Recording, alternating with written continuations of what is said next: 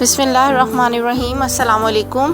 कैसे हैं आप सब? अल्लाह का शुक्र, हम सब भी बिल्कुल ठीक हैं। रमज़ान की शॉपिंग हो रही थी ये।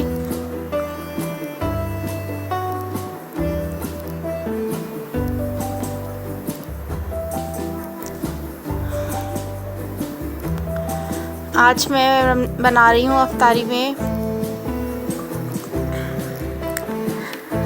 आलू के रोल और समोसे इसमें बड़े भी हैं और छोटे भी हैं, आलू वाले रोल और समोसे।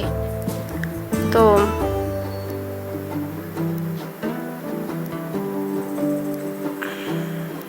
इसके लिए मैंने आलू बॉईल कर लिए थे और उनको स्मैश भी कर लिया, और इसमें हरी मिर्चें 3-4 डाली हैं, और ये 1 किलो के करीब आलू थे।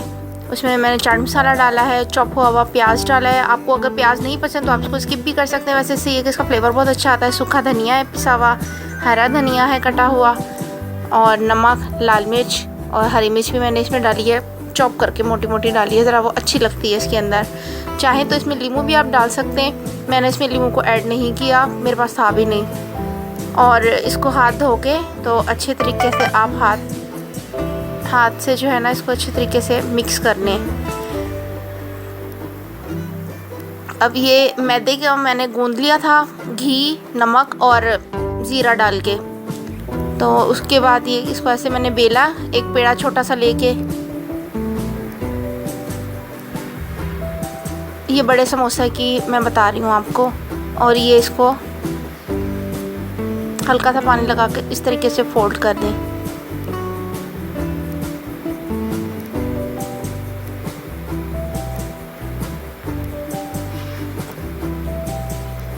इसमें जितना घी डला हुआ होगा ये उतना क्रंची भी होगा और ये आपस में चिपकेगा भी नहीं। तो ये बहुत अच्छा बनता है बड़े समोसे भी। ये स्टफिंग मैंने इसके अंदर फिल की और इसको इधर से प्रेस कर दिया।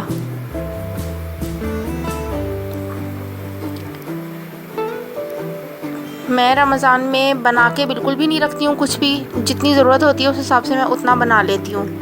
मैं बना के बिल्कुल भी फ्रीज़ नहीं करती हूँ। इस तरह की चीज़ें फ़्रेश की फ़्रेश बच्चों को जो है ना बना के दे रही होती हूँ।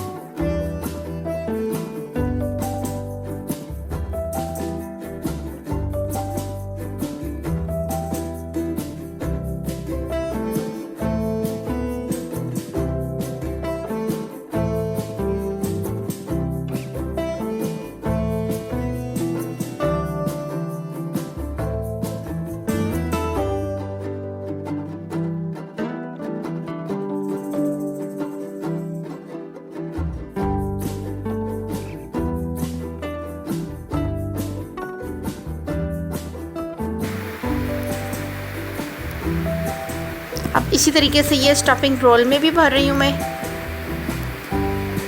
बहुत आसान है ये रोल की स्टफिंग भी। ये मैदे की स्लैरी मैंने लगाई है इसके ऊपर, उससे ज़रा क्रिस्पीपन भी ज़्यादा अच्छा आता है मैदे की स्लैरी लगाने से।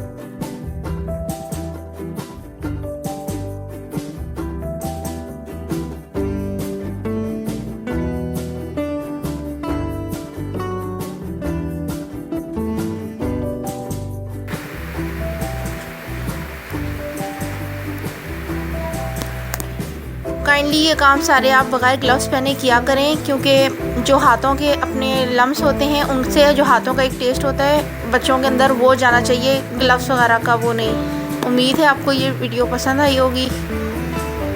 इंशाल्लाह फिर मिलेंगे। अल्लाह हाफिज़।